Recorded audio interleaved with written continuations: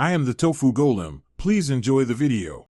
In this video, I will explain how to start your Nissan Maxima with its key fob.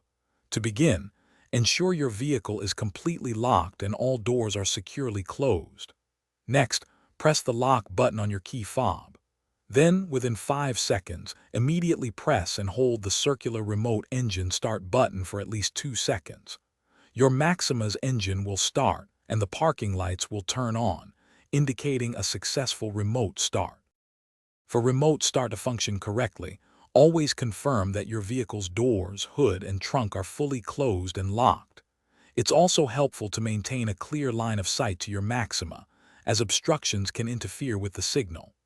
The typical operating range for your Nissan Maxima's remote start is approximately 200 feet, so keep that in mind for optimal performance. Remember, safety first, so always be aware of your surroundings. Once your Maxima is remotely started, you'll need to unlock the doors to enter the vehicle.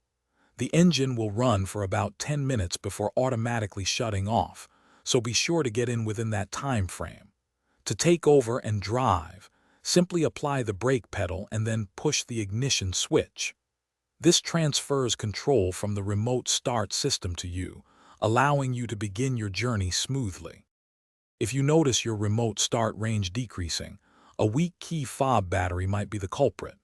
For most Nissan Maxima key fobs, you'll need to replace it with a CR2032 coin cell battery. It's a simple process you can do yourself. And speaking of upgrades, if you're looking to simplify your home cleaning, check out the Shark AI Ultra Robot Vacuum.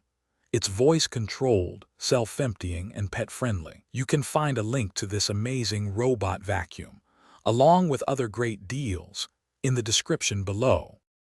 Thanks for watching. Consider subscribing if we helped you today.